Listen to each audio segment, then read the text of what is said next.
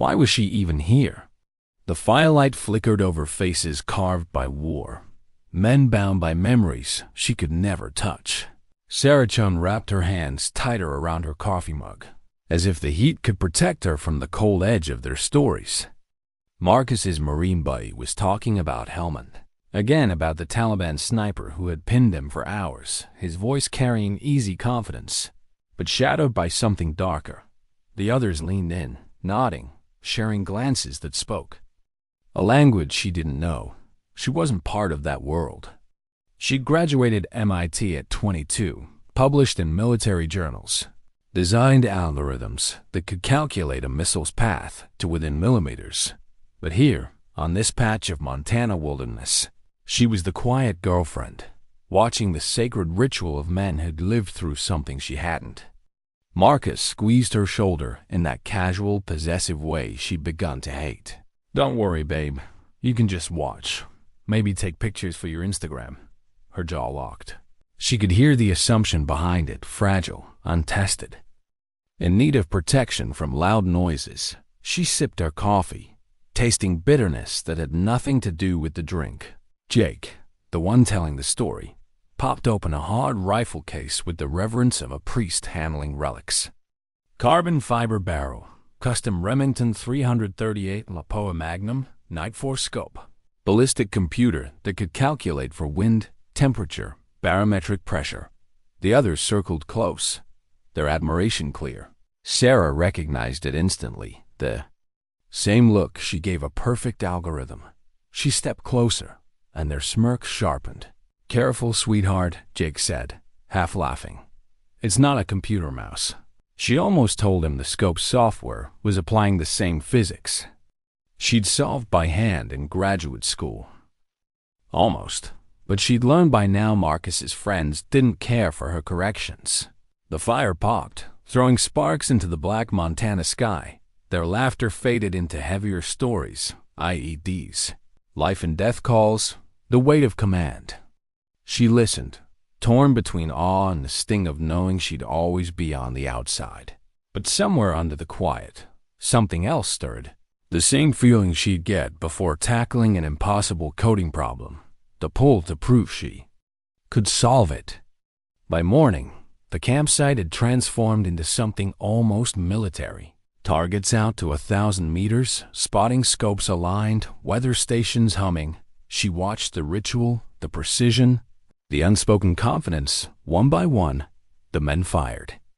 Tight groups, adjusted for wind, logged each shot. Sarah studied their breathing, their trigger control. The small corrections they made patterns. Her mind couldn't help but break down into data. She leaned over Jake's rifle again.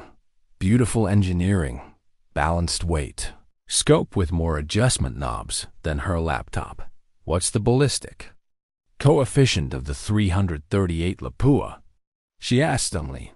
The laughter stopped. Jake blinked. The what now? You zero range? She continued.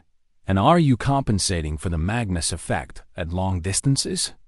Rodriguez lowered his binoculars, staring at her like she'd just spoken in code. Where'd you learn about ballistic coefficients? I designed guidance systems for missiles, she said.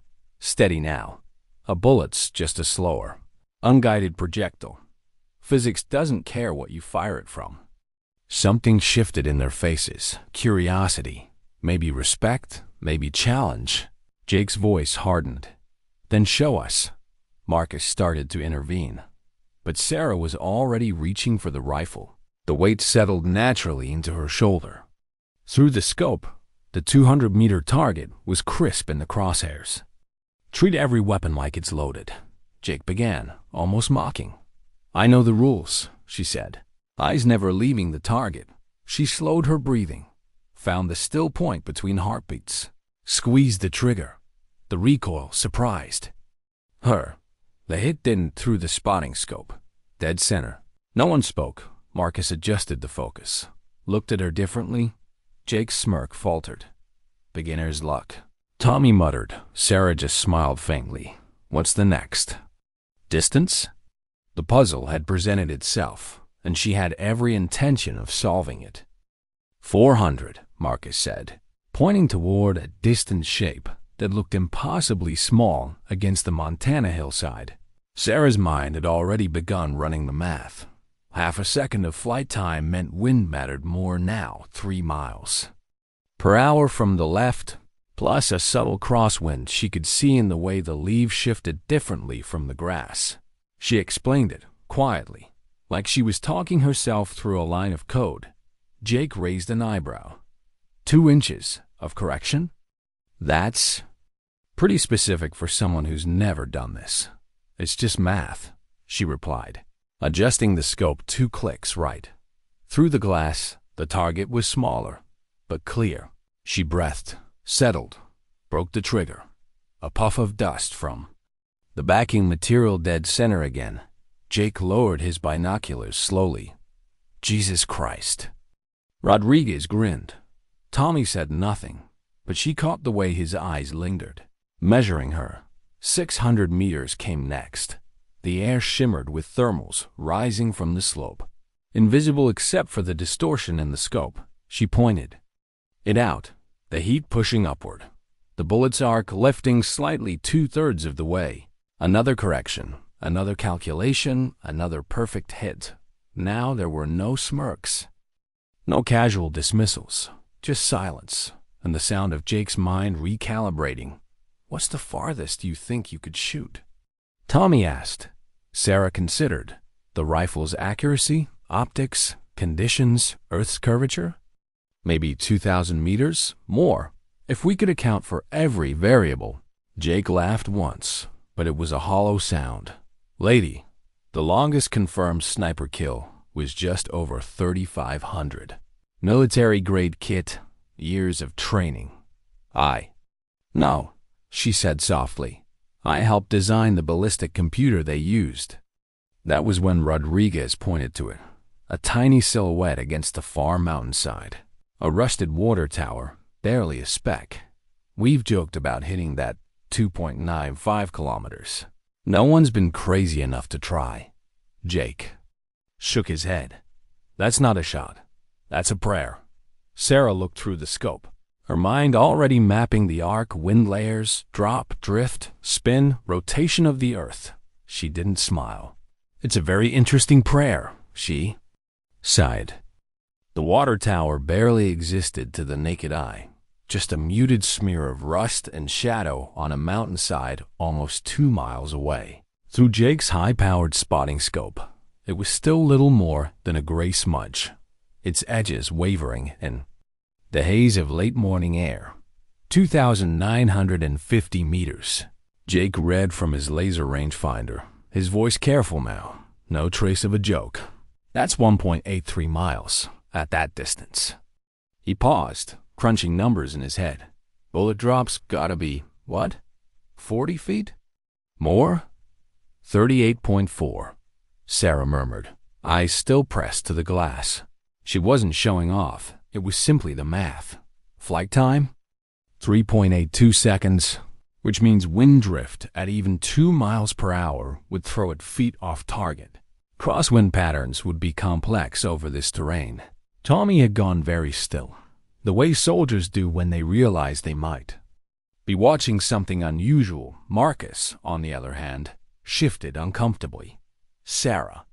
That's beyond what most military snipers even think about. The record books are full of shots half that distance. You've never even. I know the records, she said, pulling her head from the scope long enough to meet his eyes. Hathcocks. 2,500 in Vietnam. The Canadian, 3,540 in Afghanistan. Different equipment, different conditions. Her gaze drifted back toward the target.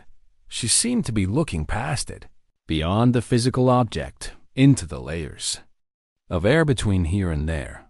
But the principles don't change. Jake gave a low chuckle, but it was thin and wary. Even if you got the math perfect, this rifle is not designed for that kind of range. Scope elevation caps out at 30 MOA. You'd need more just for drop compensation. Sarah's mouth curved slightly. Hold over with the reticle markings. Plus offset for drift. The scope's a tool, its limits just mean I have to work around them. She dug her phone out of her jacket pocket. opened the ballistics app, and started tapping in data with a fluid. Practiced rhythm, muzzle velocity, air density for this altitude, temperature, humidity, 11.2 meters high, 2.3 meters right, assuming 5 miles per. Our wind from the southwest, she said finally, like she was reciting a grocery list. Rodriguez gave a low whistle. You just... What? Ran that in your head? I used the app for speed, she replied. But yes, I could do it by hand.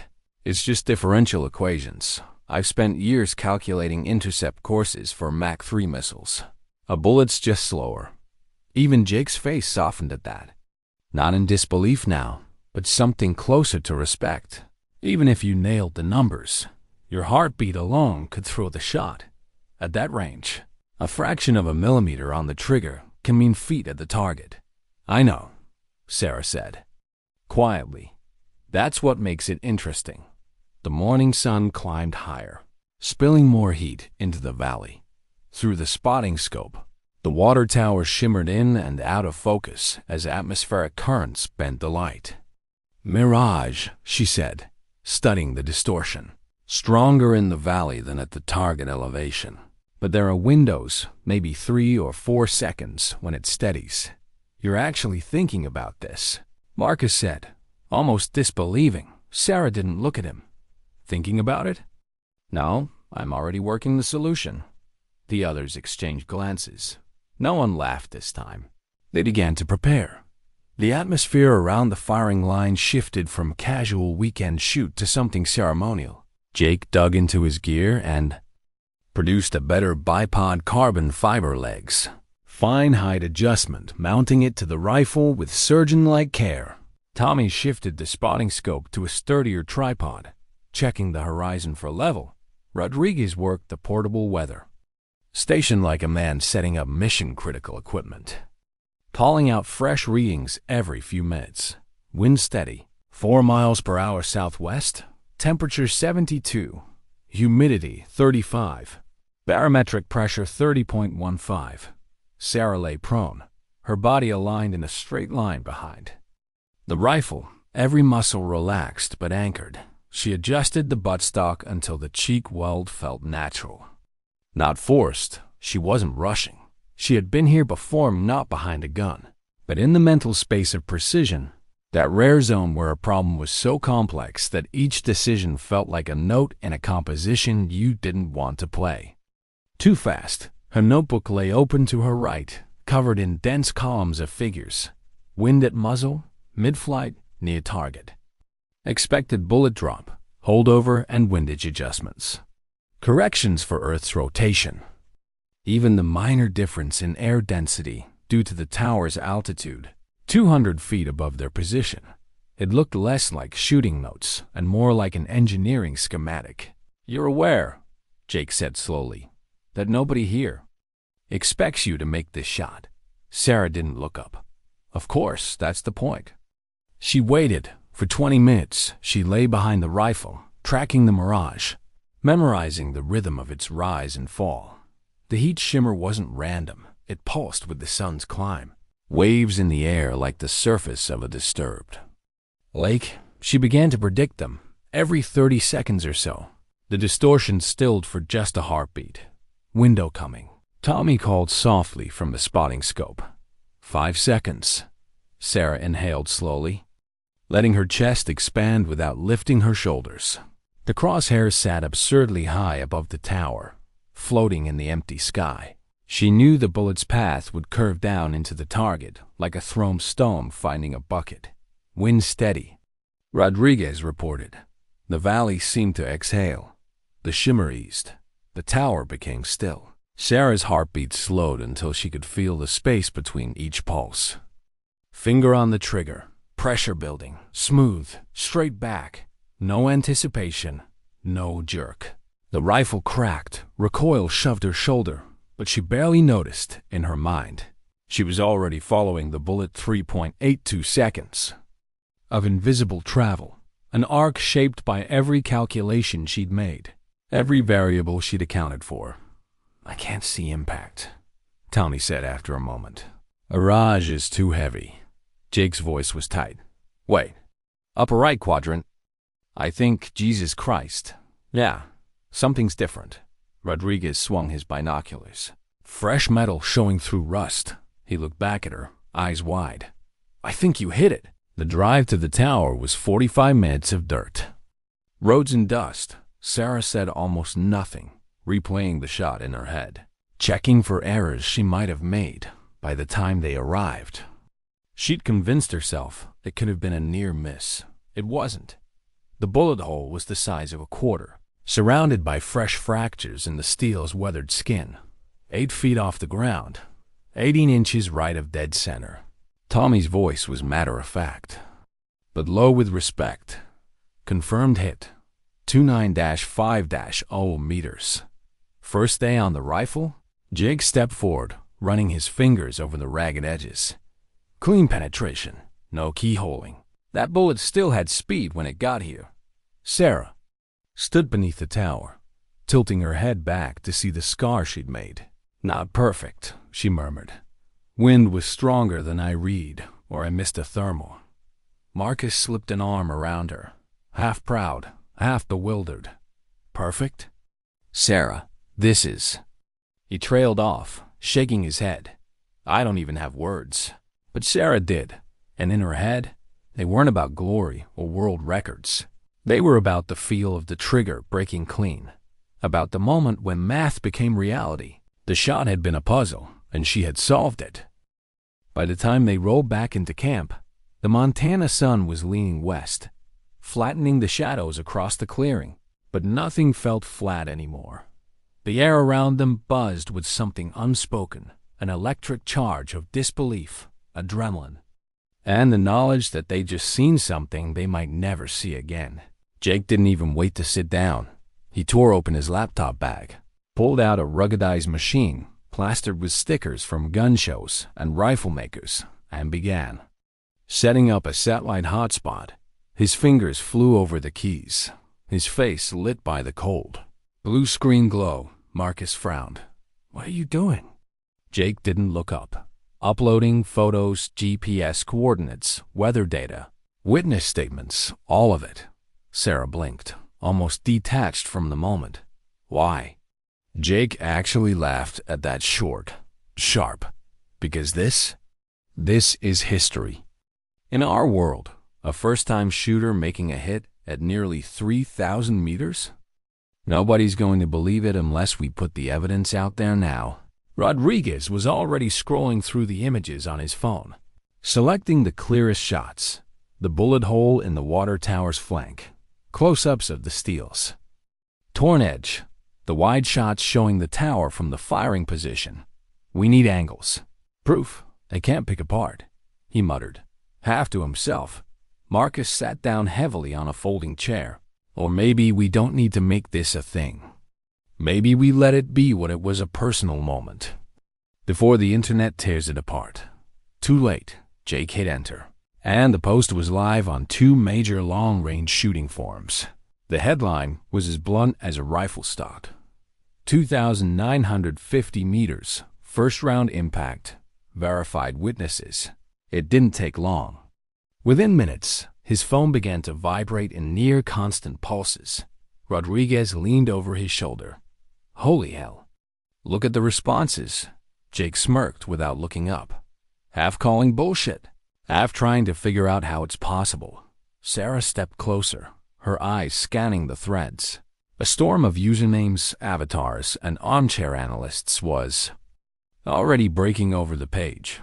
Impossible without a $20,000 custom rifle. This smells like a hoax. Wait, Jake Morrison posted this? He wouldn't fake it. Wind drift alone would make this impossible. Even with perfect math. Show us the dope. Show us the gear. Show us the shooter. She read the skepticism without flinching. It didn't feel personal. It felt familiar, like peer review in one of her engineering papers. Every sentence picked apart. Every assumption challenged. One comment caught her attention. If the data's legit, her holdover and windage are spot on for those conditions. That guy just ran a simulation, Tommy said. peering at the screen. Matches your numbers exactly. Sarah leaned down to read the thread. Someone had taken the GPS coordinates, matched them with topographic maps and weather data, and recreated the shot in a ballistic calculator. The predicted trajectory was almost identical to her handwritten notes. "This is fascinating," she murmured, more to herself than anyone else. "They're treating it like an experiment, a hypothesis they want to verify." Marcus glanced at her. "They're also calling you a fraud in the same breath." "That's fine," she said evenly. "In science, doubt's part of the process." Jake's phone rang. He picked it up, listened for 3 seconds, then grinned. "Precision Rifle Magazine. They want to send a photographer and a writer today." Marcus straightened in his chair. "That's not. They'll be here by nightfall," Jake cut in, covering the phone and giving Sarah a look as if this was already decided. When he hung up, Marcus turned to her. "Sarah, think about what's happening. You didn't ask for this. This is going to blow up. The internet eats people alive." She was still staring at the threads, watching her numbers get dissected and debated. "And yet, I want to see where it goes." By mid-afternoon, the online fire had jumped to social media. Jake pulled up his feed and showed them a trending hashtag. #water tower shot. There were memes already, side-by-sides of a rusted tower and NASA rocket launches. Animated GIFs of impossibly long sniper shots from action movies, tagged with her name. "You have no idea how fast this is spreading," Rodriguez said, grinning like he'd just lit the fuse on a fireworks show. Tommy, ever the calm observer, looked at Sarah with something like quiet amusement. "You know, a lot of folks in our world spend their whole lives trying to get noticed like this. And you." He shook his head. "You get handed a rifle as a joke. And here we are."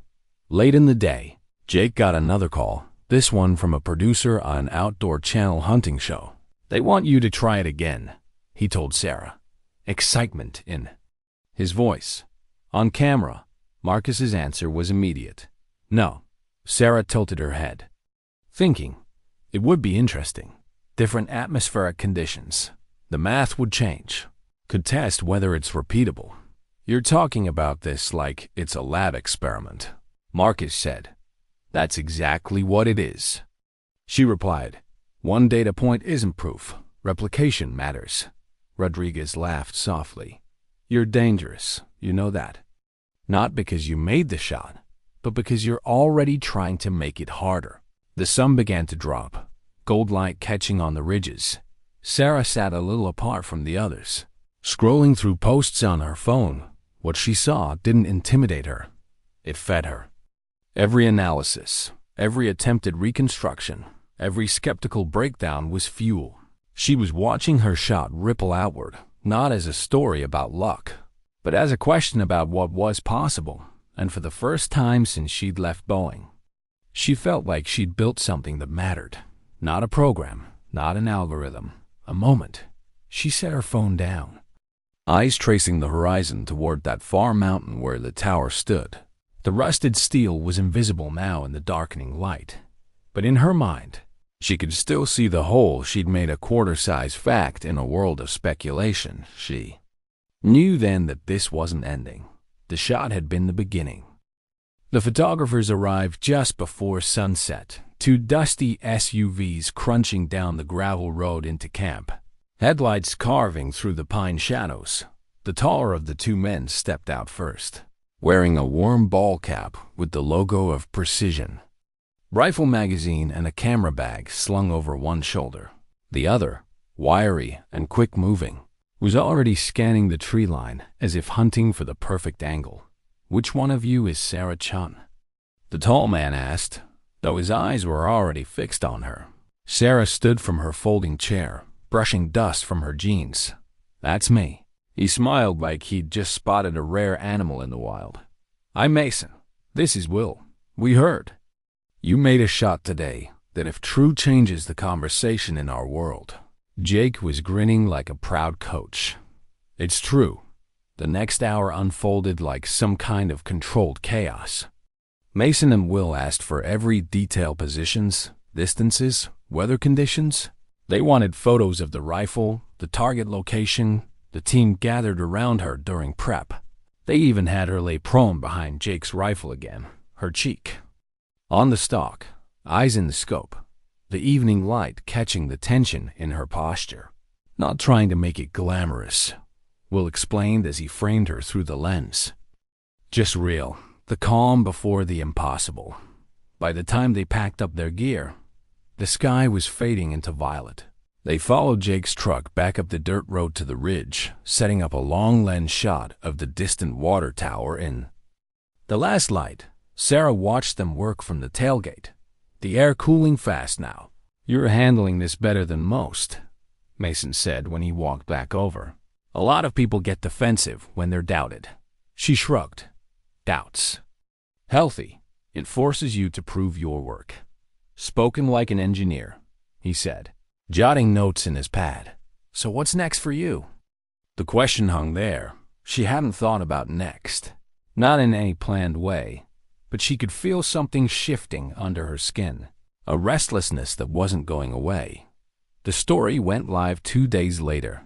The shot that shouldn't have been possible. It wasn't clickbait. The article read more like a technical brief than a hype piece. The photos were crisp. Her notes, the wind data, the impact hole in the steel. They'd even overlaid the ballistic arc on a topo map, showing the bullet's 3.8-second flight across valleys and ridgelines. Within hours, her email filled with messages from people she didn't know. Competitive shooters, engineers, ammo manufacturers. Some congratulating her, others challenging her to prove it again. Marcus read over her shoulder, his brow furrowed.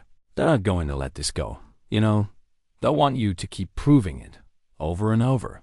She closed the laptop softly. Maybe that's not a bad thing. By the end of the week, the offers started. A custom rifle maker offering to build her a gun to her specs, no cost.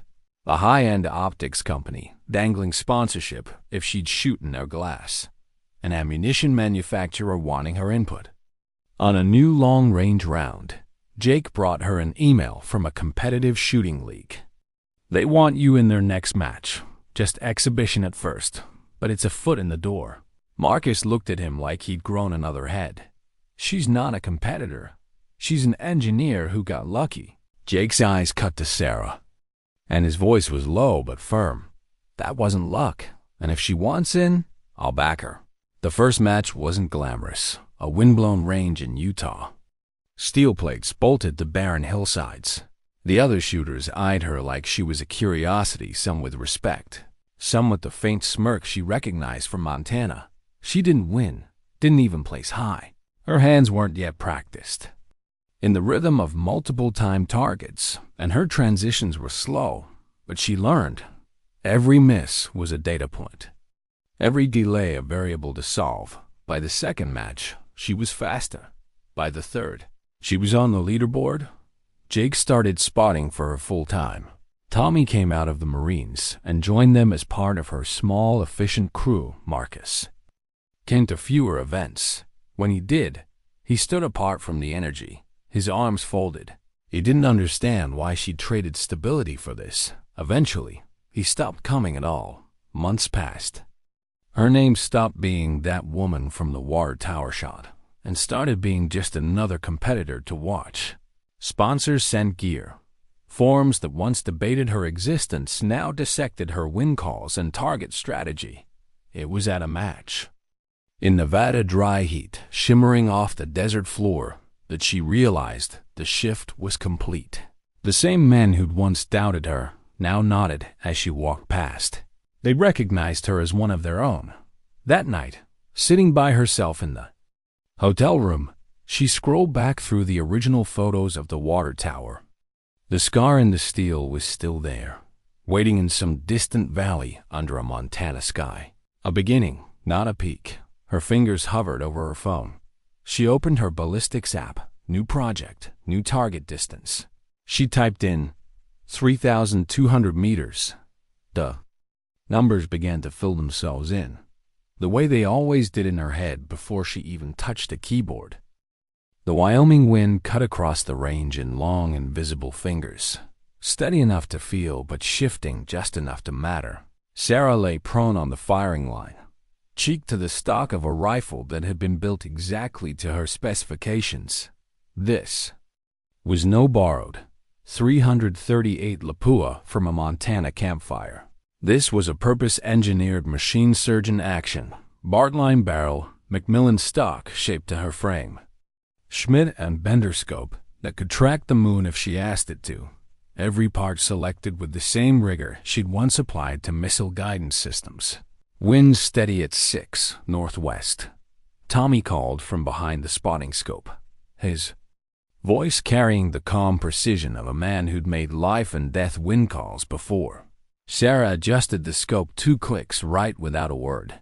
The 1,500-meter steel plate floated in her view like a challenge she'd already solved 100 times. She controlled her breathing, counted the beats between heart pulses, and pressed the trigger. The shot broke clean, a pause. Then the plate rang. The sound delayed by distance, but rich with confirmation. "Dead center?" Tommy said. "Jake, now." Less the grinning skeptic and more the steady mentor nodded behind her. "You're on pace. Don't rush the next set." It had been almost 6 months since the water tower shot, and she was no longer an anomaly in competition. She was a contender. In some circles, a favorite. The early awe had faded into something more substantial, respect built on consistency. She'd earned it the hard way through brutal match schedules, long travel days, and thousands of hours behind the rifle. She'd trained her hands until loading, cycling, adjusting, and firing felt like one continuous motion. She'd worked with sports psychologists on mental routines, drilling herself to find stillness under pressure. The viral fame was gone now, replaced by the quiet grind of someone who had chosen this as her life. That evening, she sat on the tailgate of Jake's truck, boots dusty, her notebook open across her lap.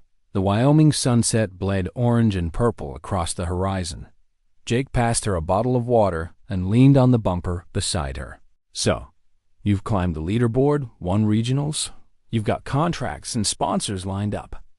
For next season, what's next?" She didn't answer immediately. Her pencil moved over the page numbers. "Angles, corrections, 3,200 meters, she said finally. Jake let out a slow whistle. "That's not just beyond the record. That's way out in the deep end. You'd need perfect weather, perfect ammo, perfect math," she finished, "and a perfect team." Tommy joined them, catching the tail end. "You're really going for it, aren't you?"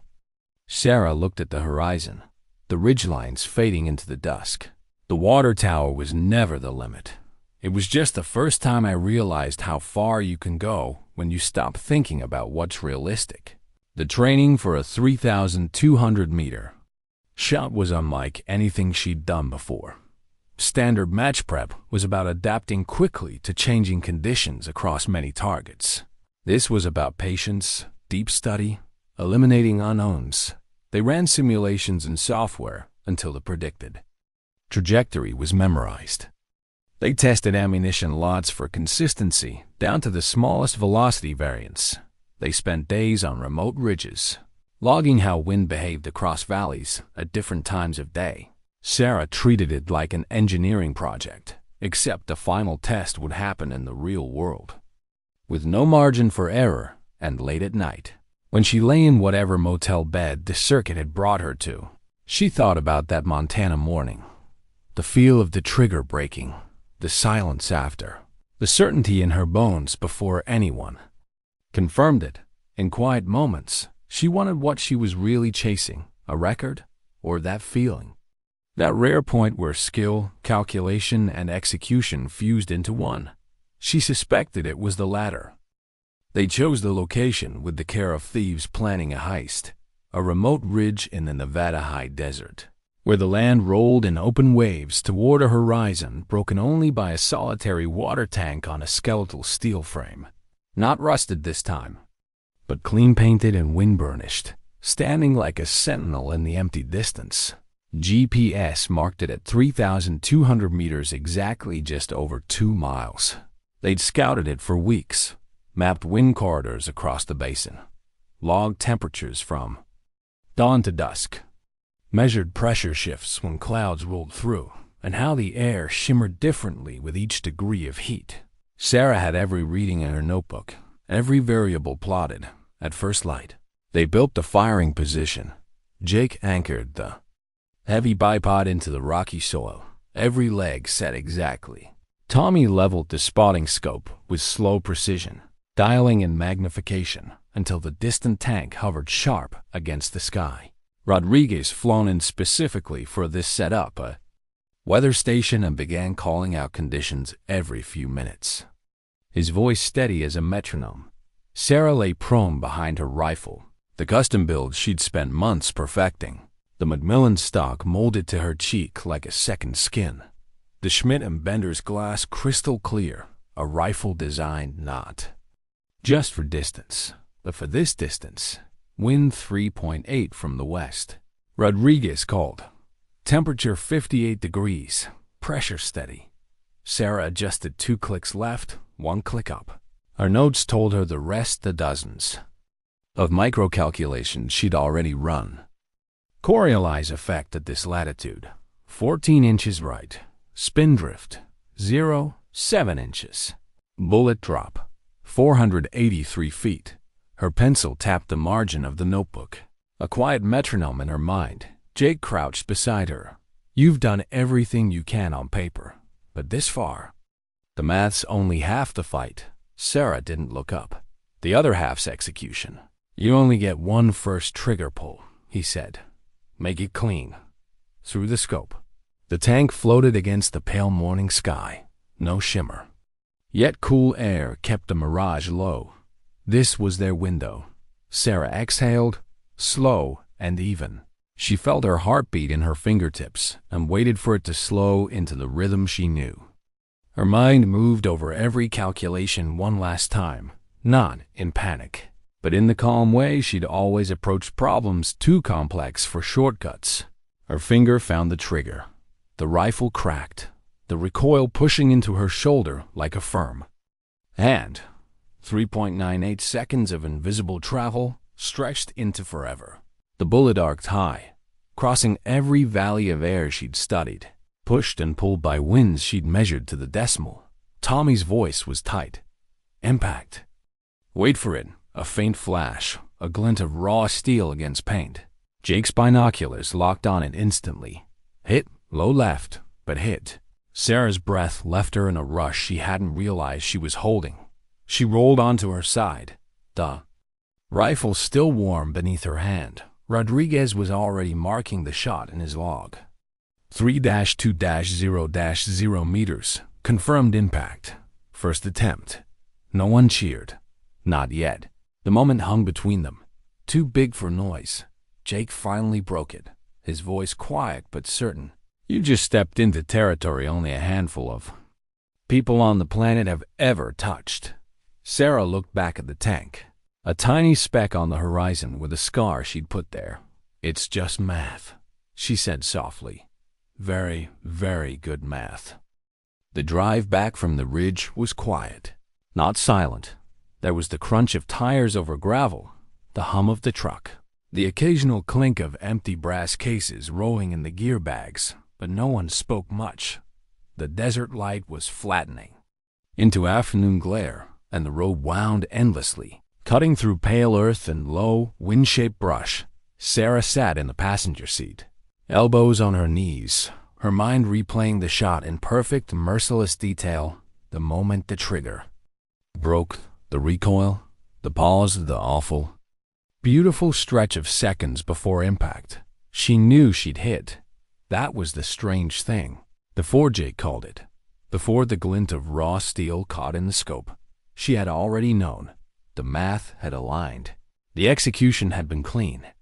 The numbers had lived in her head for weeks, and in that single breath, they had become reality. And yet, it wasn't perfect. Low and left. The numbers told her why. The wind layer above the third ridge had shifted, subtle enough that Rodriguez's anemometer wouldn't catch it. She'd seen the shimmer, noted it, and filed it away as negligible. It hadn't been. At 3,200 meters, nothing was negligible. Jake glanced over from the driver's seat. "You're thinking about the miss." Sarah didn't look up from the dust gathering on her boots. "I'm thinking about the delta, 16 inches low, 21 left. Is the wind above the third ridge? We logged it wrong." "You made the shot," he said simply. She shook her head. "I made a shot, not the shot."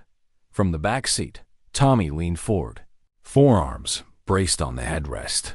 "You're not satisfied unless it's dead center, are you?" Sarah finally looked at him. "If it's possible to get center, why settle for less?" The tank loomed larger with each mile as they drove back to confirm.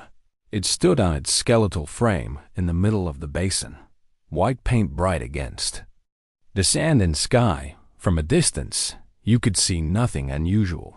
But as they closed the last few hundred yards, the mark became clear, just above the ladder.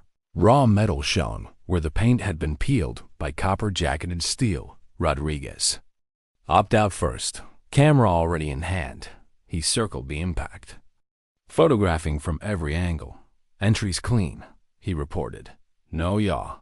Retained velocities still strong enough to punch through light steel."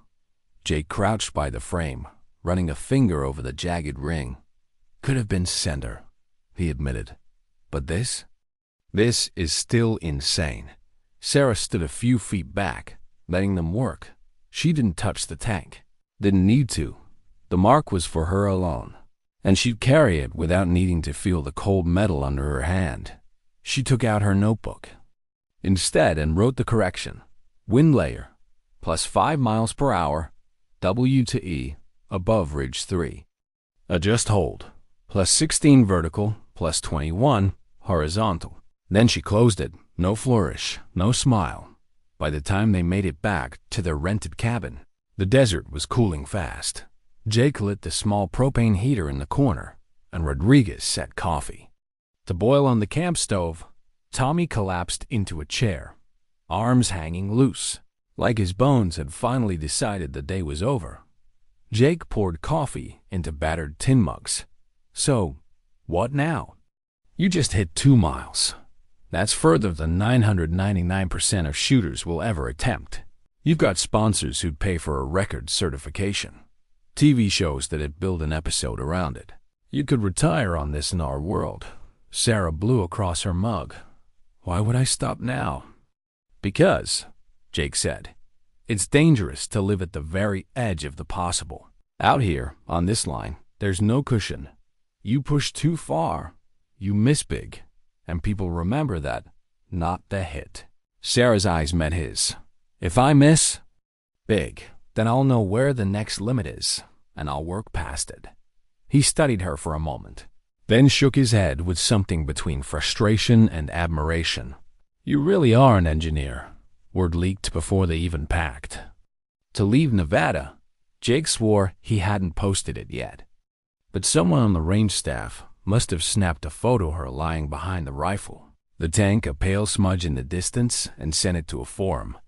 By the time they reached cell signal, it was everywhere.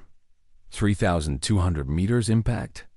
The water tower shooter does it again. Hoax, hype, or history? The debates were louder this time. Some insisted the shot was staged. Others analyzed the ballistics data from the range's own weather logs, overlaying her hold numbers with atmospheric profiles. A few called it luck. 2 lucky shots don't make a method. But there were voices now defending her with conviction. Long-range competitors who'd shot beside her at matches, engineers who respected her math, veterans who knew exactly how hard it was to make any hit beyond 2 kilometers. It wasn't just about her anymore. It was about what her method represented. When they got back to Seattle, the pace didn't slow. Interview requests stacked up in her inbox. Manufacturers wanted her signature on limited edition gear.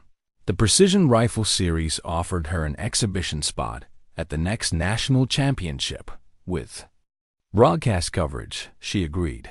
but only because it would give her time on the line with other shooters she respected. She didn't care about television or crowds. She cared about wind, distance, and the moment where calculation met execution. Marcus, her ex now for months, called once after seeing her on a sports segment. "You're everywhere," he said. It wasn't a compliment. "Do you even recognize your life anymore?" Sarah thought about that. "I recognize it more than I did before," she answered, and ended the call. Training for the Nationals was grueling in its own way. Matches demanded a different skill set, from record attempts, fast target acquisition, quick mental corrections, physical endurance under heat or cold. But she approached it like everything else, as a system to understand and improve. Jake and Tommy worked her through stress drills, short timers, changing wind calls midstring, running between firing positions to spike her heart rate before she settled in to shoot. "You're too comfortable when it's perfect," Tommy told her. "We've got to teach you to shoot when it's messy." She didn't argue. Messy was just another set of variables. Nationals came in the fall. Wyoming air crisp and thin. The field was a crush of elite shooters, their rifles resting on barricades, bipods, and packs. They all knew who she was. Some smiled, some didn't. The match was 3 days of shifting wind, unpredictable weather, and the constant buzz of competition chatter. Sarah stayed quiet, head down, running her process. By the final day, she was in the lead. The last stage was a 2,000-meter target, a steel plate glinting in the pale light. 2 shots allowed. She dialed, breathed, broke the first shot, clang, dead center. The crowd erupted. Jake grinned from behind the scope. "You've got this in the bag." She loaded the second round anyway, looked through the scope, and smiled. To herself, the trigger broke. Another clang. When they handed her the trophy, it didn't feel like an ending. The weight in her hands was less important than the space in her mind, already filling with new numbers, new arcs, new impossible distances.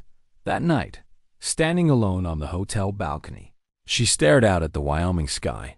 The stars felt close. The air still enough to hear the quiet tick of her watch.